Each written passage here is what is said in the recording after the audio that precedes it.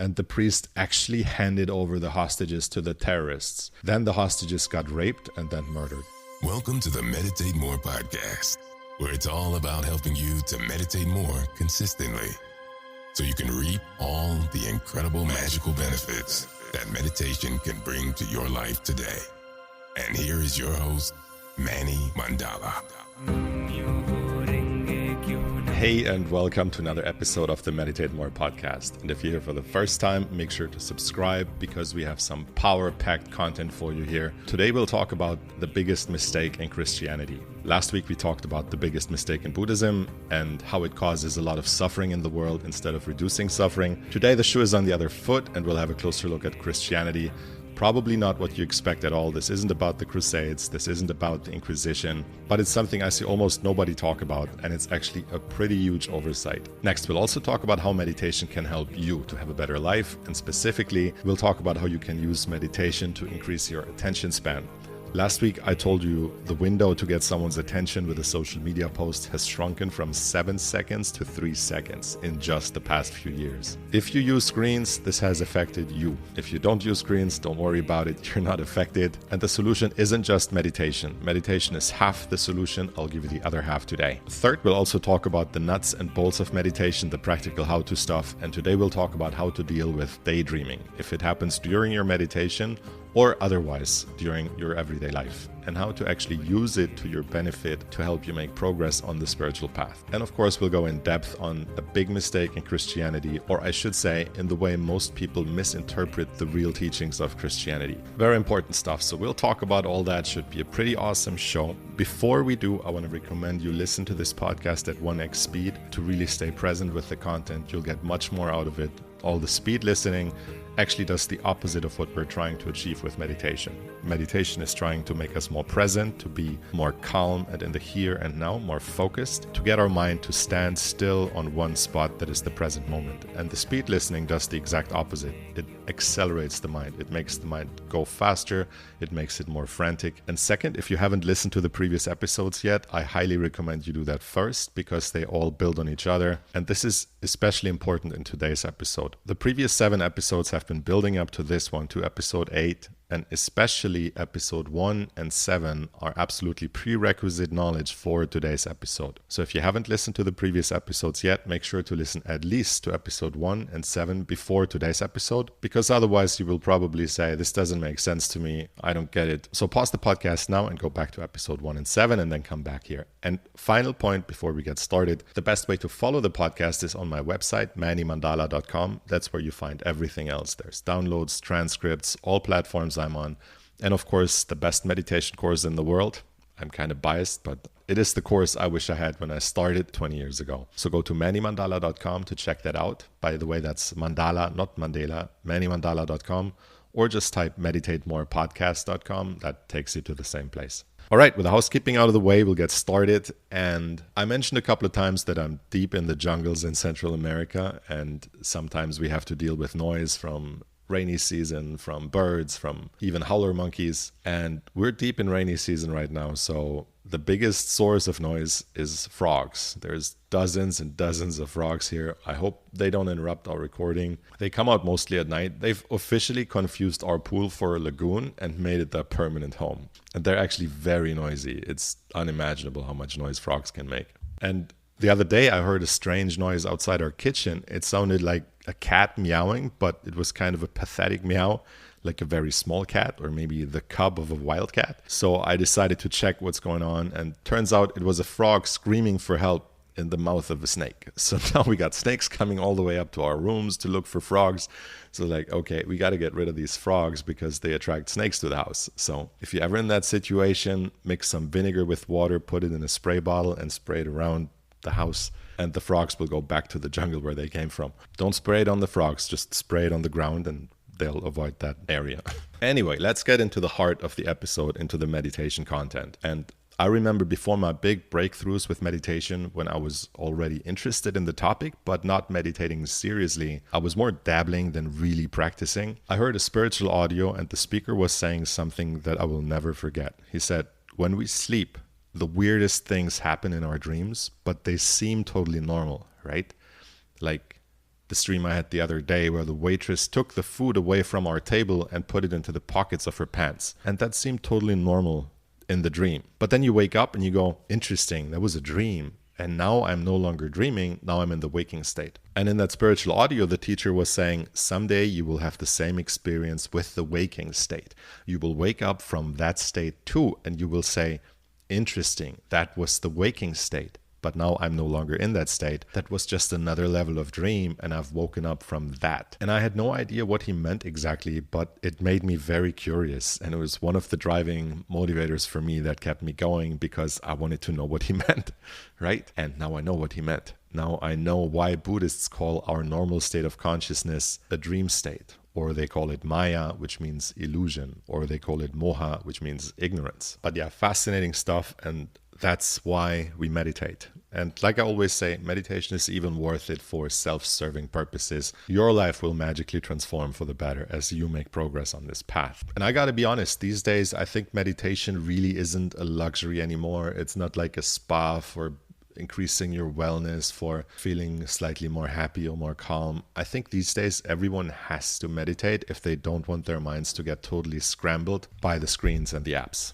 They're just too damaging to our attention span, to our ability to concentrate, to our ability to stay present. They're actually engineered by brain scientists to hold our minds captive. You may have heard about this. Silicon Valley literally hires brain scientists, just like the cigarette companies used to hire scientists to make cigarettes more addictive. Silicon Valley is doing the same to make screens more addictive, to get us caught in rabbit holes and dopamine chasing. It's kind of like back in the day, the liver was able to detox us just fine, right? But these days, there are so many toxins in our environment that we actually need to proactively detox if we expect to stay healthy until an old age, which of course most people don't. Most people develop all kinds of health issues as they get older, and much of that wouldn't happen if the toxic load was lower. Then the liver could take care of it, and we would get to older ages in a more healthy state. And the same is true with the mind. There is so much toxic load now, so much toxic stuff coming at our minds from the screens that meditation has become basically a mandatory detox. And like I said, our attention span is down from 7 seconds to 3 seconds. That's an actual Instagram statistic published for business owners who want to reach an audience through Instagram. So that's the problem. You may have heard that a goldfish has an attention span of 9 seconds. That's 3 times more than us. And you can already guess what I'm going to tell you.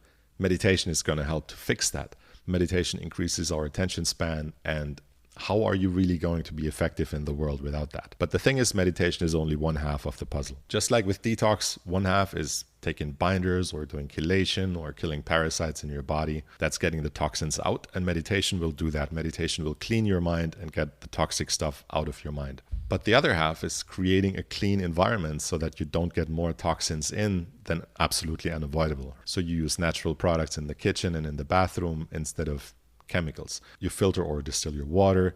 You try to eat healthy and organic instead of processed junk food, right? So toxins out is half the battle. The other half is stopping more toxins from coming in. And the same is true with the mind. Meditation will clean your mind and get the mental toxins out, but you also need to stop more toxins from coming in. And there's an onslaught of that stuff in our society today. I know one of the main reasons people cite why they're not meditating as much as they like to, right? I often hear people say, I would like to meditate more, I just don't because. And one of the reasons is I just don't have the time to meditate as much as I would like. And here's the thing, I don't know what your schedule is like, if you work 2 jobs, if you have final exams coming up, if you have kids to take care of all day. There are some obligations you can't get out of. But I know one thing about you. I can pretty much guarantee one thing. There are some digital distractions in your life, right? And the reason I know that, there are digital distractions in everybody's life these days.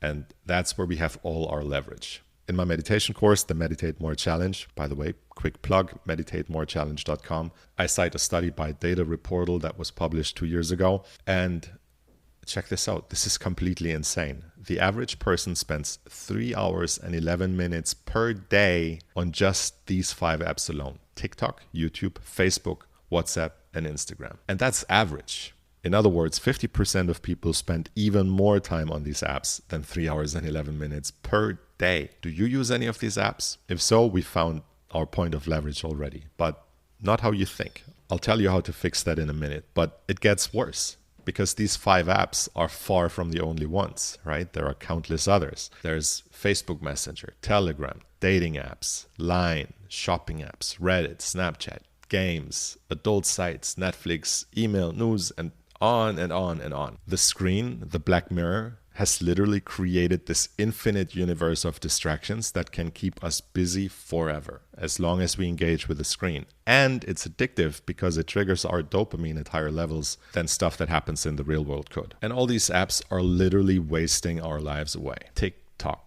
tick tock. And I have an interesting spiritual question for you.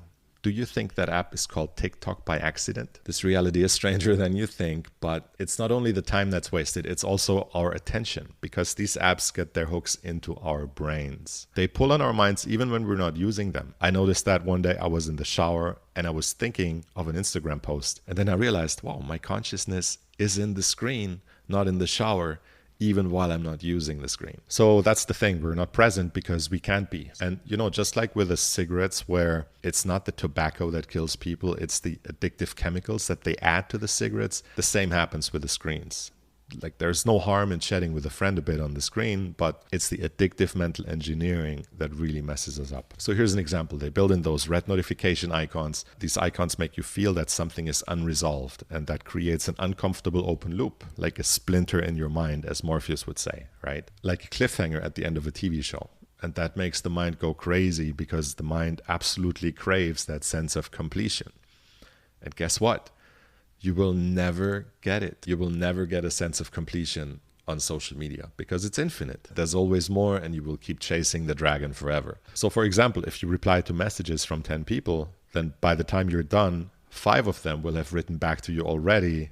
And that creates 5 more of those nagging little red icons on your screen. And it may not even bother you that much consciously, but the subconscious mind feels the pull. And the more you meditate, the more you become aware of these pulls in your subconscious mind as well. And that's how we actually keep each other trapped on the screens and tethered to these devices. Right? The way I put it is, have you ever tried to get rid of a boomerang by throwing it away? Trying to get a sense of completion from apps by replying to messages is like trying to get rid of a boomerang by tossing it away, because it keeps coming back and you're going to get whacked in the head. So the way to get rid of the boomerang is to put it in a box. And like I said, brain scientists and engineers designed the boomerang to keep jumping out of the box at you with these darn notifications. So here's the important realization. Some of these apps and messages are really important, but not all of them. Some really are just idle chatter, which is actually considered a sin in Buddhism. Did you know that? Because it violates the precept of right speech, which is part of the Eightfold Noble Path in Buddhism.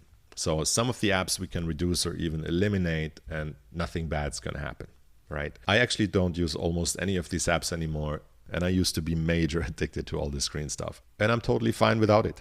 In fact, I'm better than fine. I've regained a peace of mind and serenity that I hadn't felt since the 90s. So practically none of these apps are so urgent that they can't wait for 5 minutes, right? And that's enough to get your meditation started. And here's what I recommend you do.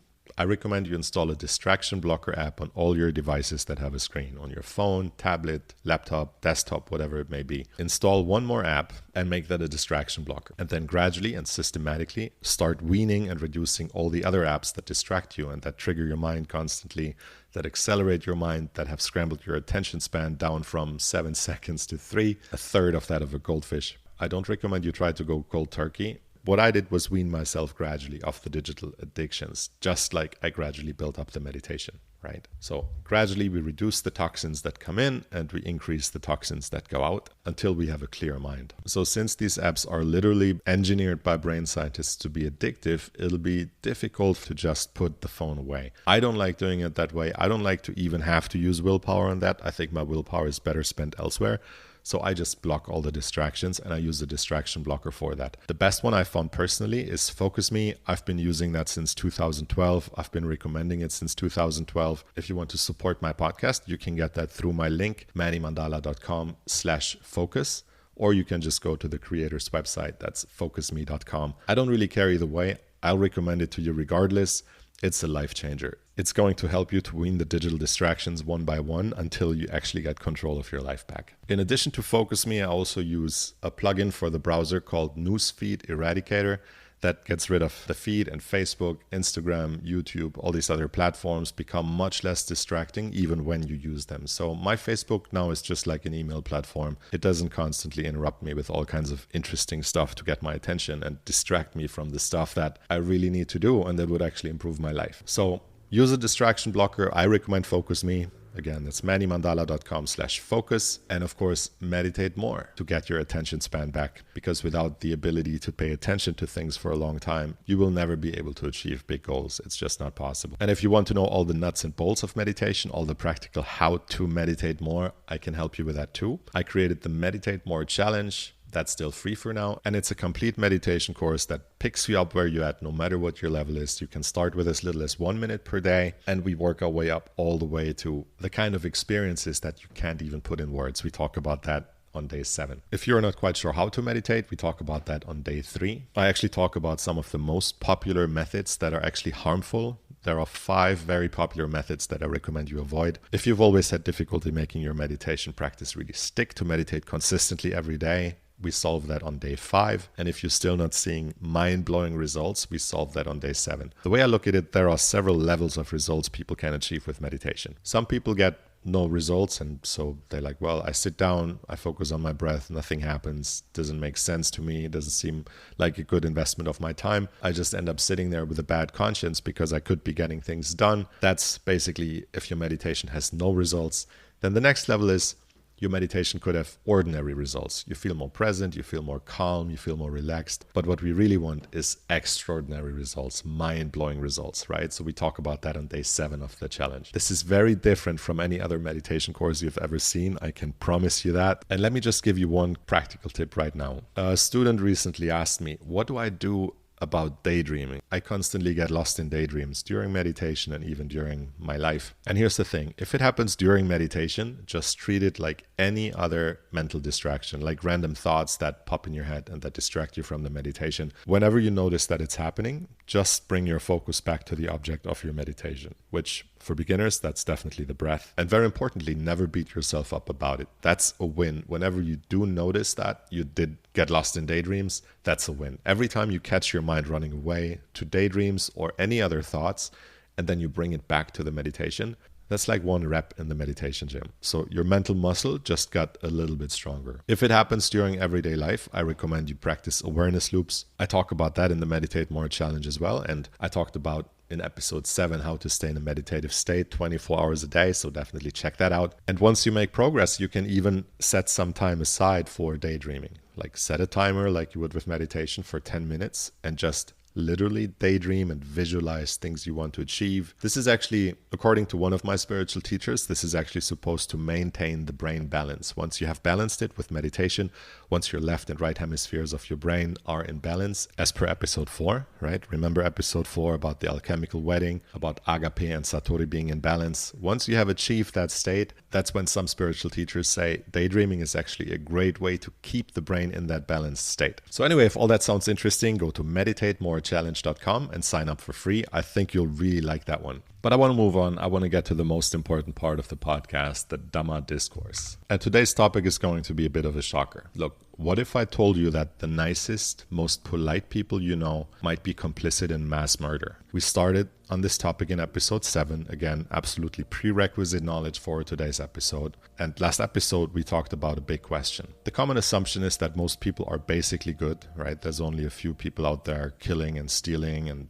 proactively doing evil. Then why is there still so much suffering in the world? And one reason is because while most people aren't proactively doing evil, they're also not proactively doing good. Most people's main focus is to make enough money to pay the bills, and then when that's done, their main focus is to relax and have fun, not to go out and actually help people who really need help. And that's one reason why there is a lot of suffering in this world that we could actually solve. Imagine if most of the 8 billion people right now that are just focused on themselves actually dedicated all their free time, or most of their free time, or as much as they could, right, without burning themselves out. Nobody's saying that's required. To make a difference in the world and to make this world a better place, I think we would see huge changes very, very quickly. And in that context, I made the distinction about 2 versions of the golden rule, right? That's a callback to episode 1.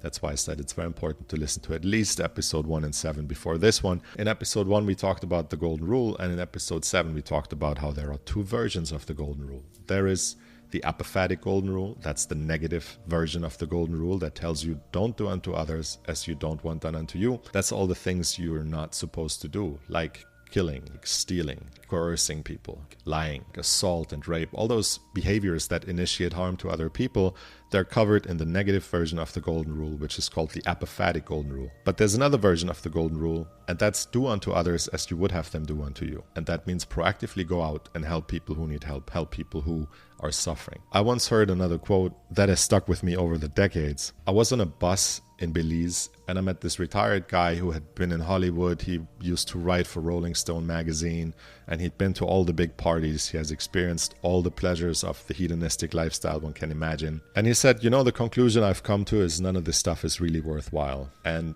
the only thing really worth doing in this life is the alleviation of suffering of other sentient beings. Fantastic quote, another one of those that has stuck with me through the years. And this version of the golden rule, the positive golden rule of what we should be doing, is called the cataphatic golden rule, right? So in episode 7, we said most people pass the apophatic golden rule test. They don't proactively initiate harm to people. They don't steal and kill and so forth. But they fail the cataphatic golden rule test. They're not out there proactively doing good. And today we're going to take this to the next level. We're going to talk about how most people aren't quite as good as they think, even in terms of the apophatic golden rule. And while episode 7 was about the biggest mistake in Buddhism, because a lot of Buddhists focus on the 5 shilas and only on the apophatic golden rule, they miss the cataphatic golden rule. Today's what I call the biggest mistake in Christianity, and how a lot of Christians actually miss the cataphatic golden rule. The episode is called Christianity's Biggest Mistake, License to Kill. And I said this is not about the crusades, this is not about the Inquisition. This is probably going to surprise and shock you.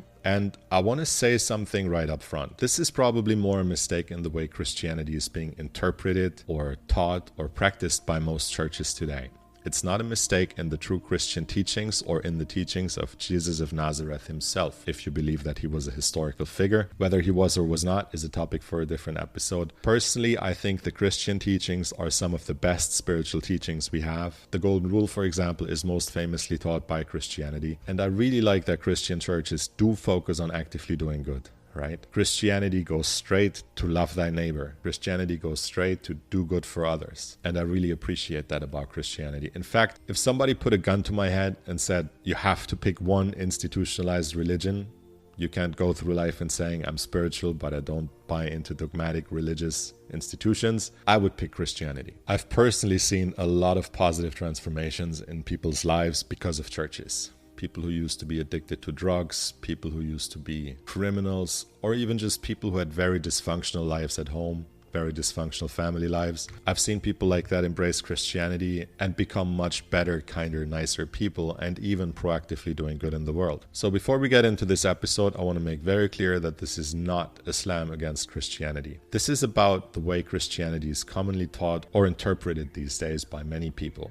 And I'll go even further. What I'm about to criticize about Christianity is not something Jesus actually taught. And I'm going to prove that with Christian scripture today as well. I will prove to you that Jesus did not teach this. So again, in episode 7, we said the problem is that most people aren't proactively doing good in the world. Today, I'm going to take that a bit further. Today, I'm going to make the claim that most people actually do actively cause massive harm without realizing it. And that's the cognitive bias we talked about last week, right? Moral disengagement. When people do something that's harmful and they don't realize that they're actually doing it. And that's the spiritual blindness that Jesus and the Buddha talked about.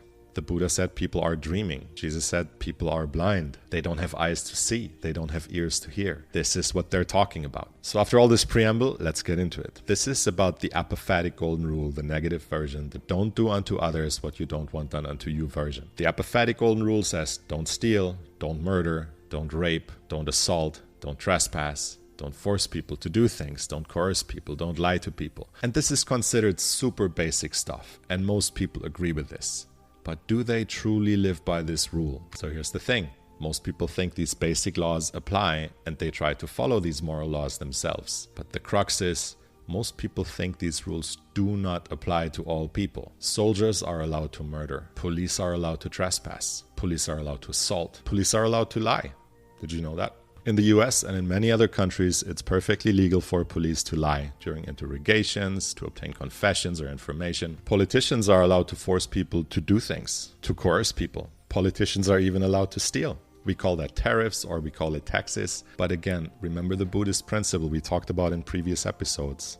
I really hope you listened to all the previous episodes before this one. One of the core teachings of Buddhism is see reality as it really is. What's really happening is someone is taking from others by force, right? So that's theft. And that's one of the most basic teachings of all religions. Thou shalt not steal. So here's the big criticism. And this is not just a criticism of Christianity. Actually, all religions fail to call this out. All religions try to teach morality, but they all fail to call out this particular moral failing. And again, quick side note here. When I talk about morality, I don't mean dogmatic rules about vices, like don't drink, don't wear a short skirt. What I'm talking about is the difference between right and wrong. How to be a good person. One way that's been summed up is to say that it's all about love. Jesus himself said, love the Lord your God with all your heart and with all your soul and with all your mind, and love your neighbor as yourself. He even said this is the highest of all commandments. So we can say it's all about love, right? That's one way to summarize spiritual moral teachings. And people have mistaken that for be nice and polite and be pleasant to everyone. But that's not real morality, because even many psychopaths and mass murderers are very nice and kind and polite to everyone. Some of the worst politicians you've ever seen are very nice and polite. They go around shaking hands and kissing babies. And being nice is a very small moral failing compared to things like theft and murder. So in our society, it's very important that everybody's nice and polite. That's considered to be a good person, to be in harmony with the spiritual concept of love. But theft and murder are completely normalized in our society. As long as someone holds public office, they can steal. As long as somebody wears a uniform, they can kill. They're even allowed to murder as long as they call it war. And this is the point. If it's about morality, then theft and murder are much greater moral failings than not being nice and polite. And nobody really talks about this. There are practically no religious institutions calling this out. There are almost no spiritual teachers calling this out. They're all talking about meditation and be present and be loving, be nice and kind to everyone. But they don't talk about the murder and the theft that is happening all around us all the time in our whole society of every country on earth. And then people ask, why is all this bad stuff happening in the world? Why are there all these wars and all this suffering? Well, let's go deeper. Let's find out. By the way, this is another way you can size up spiritual teachers, right? I gave you one way to size up spiritual teachers in episode 7. Here's another way.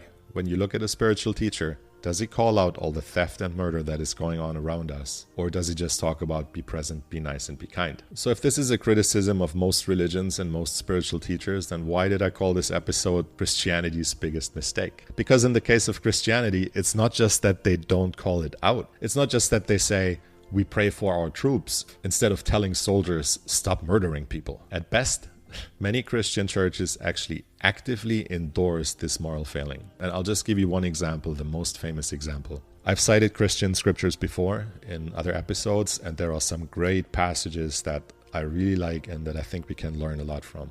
Here's a passage from the Bible that I question very seriously, at least if taken literally, which unfortunately many churches and many Christians do. And it's Romans 13. Let everyone be subject to the governing authorities, for there is no authority except that which God has established. The authorities that exist have been established by God. Consequently, whoever rebels against the authority is rebelling against what God has instituted, and those who do so will bring judgment on themselves. For rulers hold no terror for those who do right, but for those who do wrong. Do you want to be free from fear of the one in authority? Then do what is right, and you will be commended. For the one in authority is God's servant for your good.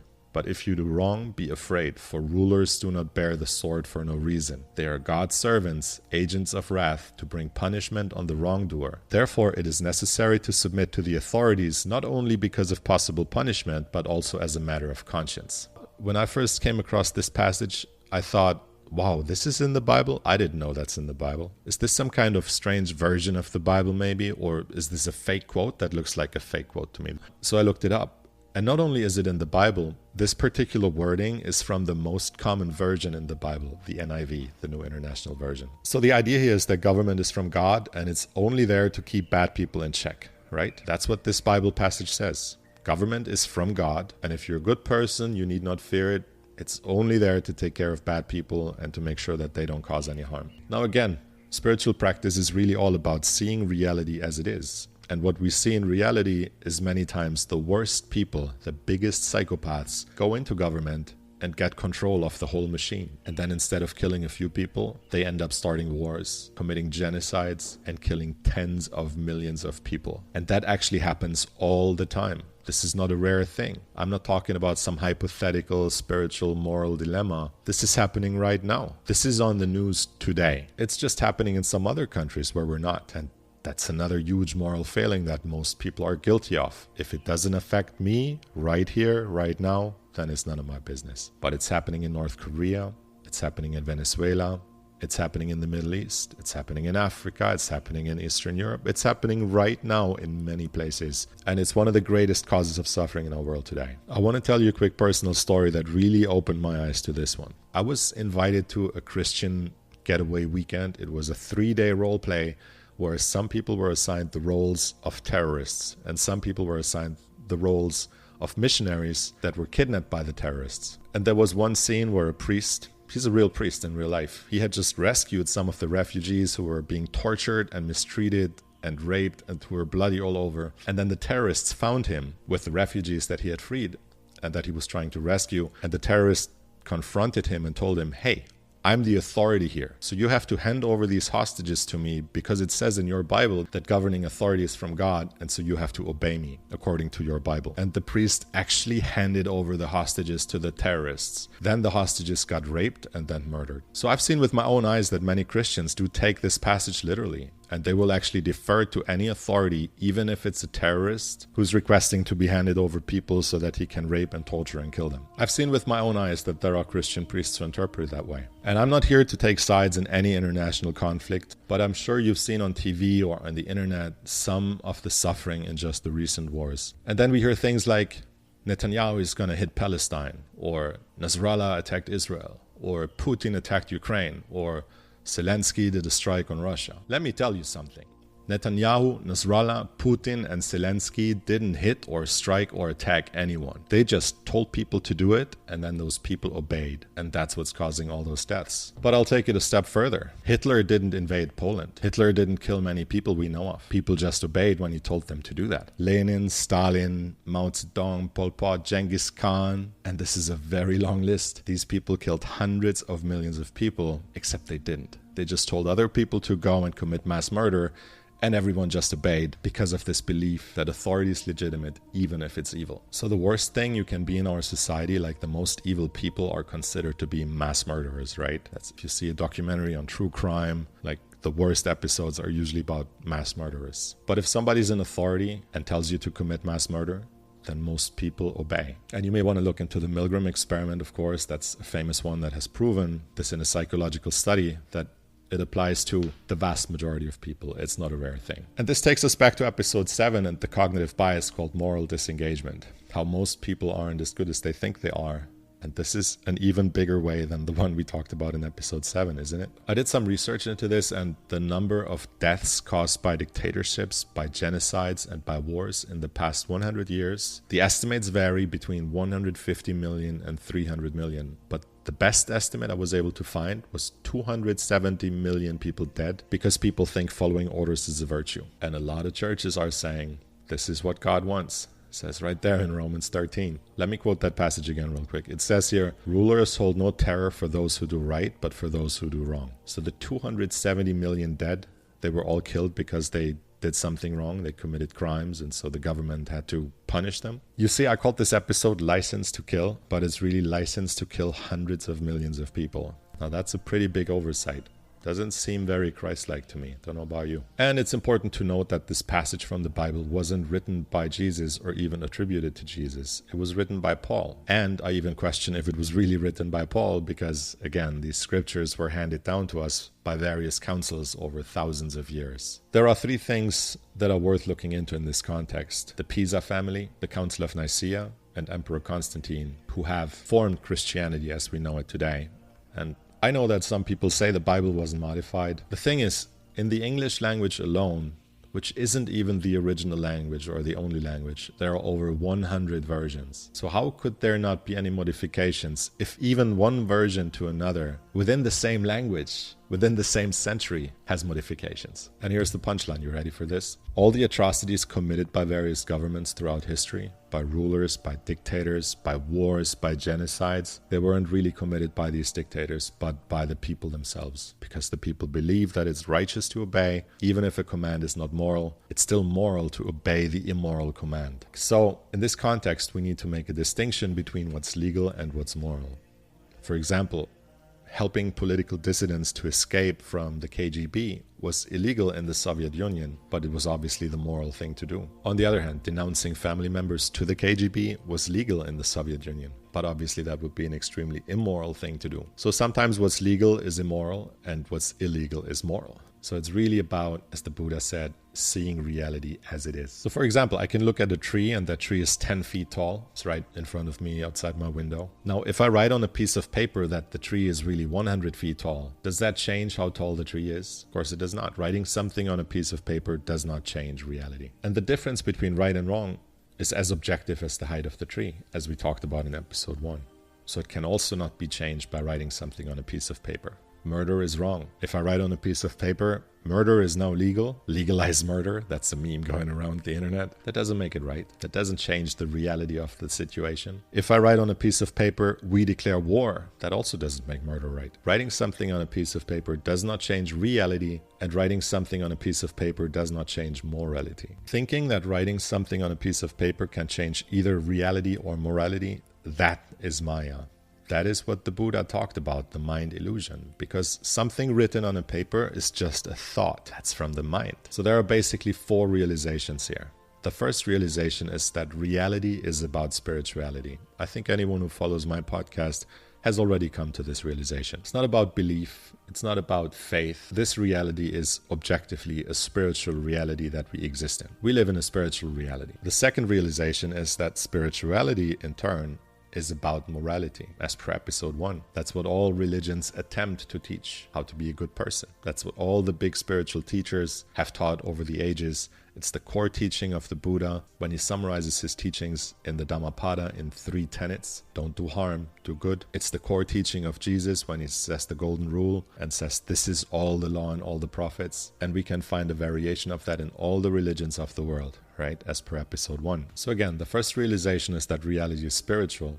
The second realization is that spirituality is about morality. And the third realization is that writing something on a piece of paper does not change that, because it's objective, it's true in reality. You cannot change what's true in reality by writing something on a piece of paper. You can't change the height of a tree by writing something on a piece of paper. And that means that human laws do not change morality. So when a man-made law matches objective morality, then it's just extra, right? If I write on a piece of paper that it's illegal to murder, it's like redundant, because that's already common sense. Our conscience tells us that. And when a man-made law is different from objective morality, if I write on a piece of paper, legalize murder, then it's invalid. And that raises a huge question. In situations when governments or armies firebomb or even nuke cities with millions of civilians, then again, this isn't a moral dilemma hypothetical. This happens all the time. Nuclear weapons have been dropped on cities with civilians twice already. And it's being talked about right now. This is currently in discussion. In those situations, if we look at Romans 13 again, in the context of a government dropping a nuclear weapon on a city full of millions of civilians, is that government really punishing the bad people, like it says in that Bible passage? Is that government really being God's representative on earth? Is that really God's work? Or is that Satan's work? Is that the devil's work? Or is that our work? Is that our madness? And God just lets it happen because he has given us free will to create as much suffering as we want for ourselves if we choose to break the most basic moral rules like thou shalt not murder, which is even in the Old Testament. You don't even need Christianity for that. And we drop an atom bomb and murder millions of people in a second because someone told us to. Right? So here's the crux. There's this spiritual teaching that all our suffering is self-inflicted. And one way we create it is by our belief in these ideas. And that again takes us back to episode 2 and episode 5, right? That's why it's important to listen to these episodes in order. Interesting side note, and this is actually foreshadowing episode 9. Do you know what's the highest military decoration of the US military? It's the Medal of Honor, right? Pause the podcast right now before you listen further and look up what it looks like if you haven't done that yet, okay? Did you pause it? Are you back? Did you look it up? The highest military decoration in the world is an inverted pentagram which is also the symbol of Satanism. Is that a coincidence? Is it a coincidence that the app is called TikTok, and it wastes your time? I touched on Satanism briefly last episode, and I'll go in real depth on Satanism in episode 9. It'll be a whole episode about this topic. But I'll just say this. This is part of the human mental and spiritual illness. I've said previously that humanity is suffering from a spiritual illness. This is it. We switch on the TV and we see murder every day and we still think we're civilized people. Does that compute? So this was long and this was heavy, but here's the good news. Once you see this, you can't unsee it. And once you can't unsee it, you can start making different choices. You can realize that the golden rule, don't do unto others what you don't want done unto you, doesn't change because someone writes something on a piece of paper. It doesn't change because someone holds public office. It doesn't change because someone wears a uniform. And by our agreeing that it does and condoning that it does, we are actually the ones who are really causing all this suffering that is taking place. And with this realization, we can actually start creating the world that we actually want to live in. And that's what real spirituality is all about. And there's a lot more we still need to talk about, but first I have a few more very important points. Make sure you stick around for these because we have some absolutely life-changing killer content coming up next week, and I'll tell you all about that in a second. First, if you like this episode, you'll probably love the Meditate More Challenge. That's my complete meditation course, and it's absolutely free for now. Go check that out at meditatemorechallenge.com. And I'd like to also ask you a quick favor. If you know someone who's interested in spirituality and meditation in today's topic, send them to meditatemorepodcast.com. And if you haven't listened to the other episodes yet, it's time to catch up. Go over the archives. Start with episode 1 and go in order. I really think it's going to change your life. And subscribe to the podcast, of course, because next week we'll talk about how meditation can make you happier. We'll talk about specifically what you can do with your meditation to actually increase your perceived levels of happiness in your everyday life. Second, we'll talk about how to really get started for real and how to build your meditation up to higher levels. And as I announced, we'll talk about the religion of Satanism. I touched on that briefly in episode 7. It's also known as a spiritual path, as the left-hand path, so we'll go in depth next time. I know a man personally who was once a priest in the Church of Satan, so I've learned a lot about that religion from him, and I read some of their books as well. Know thy enemy? Here's a hint. Satanism is actually not about worshipping the devil, and it's not about animal sacrifice. So what is it really about, and why are so many powerful people involved in it? By the way, speaking of Satan, I haven't forgotten that I still owe you a discussion on the question of what is God. I promised that topic for this episode. I started to make an outline for that episode, and I should have known this, but this is way too big for a quick side note. I'm going to make a whole episode about this question soon too. So all that and more in the next episodes of the Meditate More podcast. Subscribe if you want to be notified when that episode is ready. And the best way to subscribe is to hit the big yellow button on my website, mannymandala.com, or just go to meditatemorepodcast.com. By the way, since you're still here, let me wrap up a question I asked at the end of a previous episode. What about the girl at airport security who stole my stuff? Where is the line? What kind of rights does a uniform bestow upon a person? Does it bestow the right to steal? If you're at airport security, can you just steal someone's cologne? Does it bestow the right to stop a car in the street? Does it bestow the right to put people in a camp? I think we've thoroughly answered this question in today's episode. As the Buddha taught, see reality as it is. What is the actual behavior? What is really taking place in reality? And does that behavior initiate harm or does it not? I'll leave you with that to think about. So thanks so much for listening. I'll see you on the next episode. So make sure to subscribe to the podcast now. And special thanks as always to Mariano Rogin of Mantra Tonic and Lex van Zommeren for providing some of their music for the podcast. Thank you for the music, guys. I really appreciate it. And remember to meditate more, meditate more, meditate more, because it is so worth it.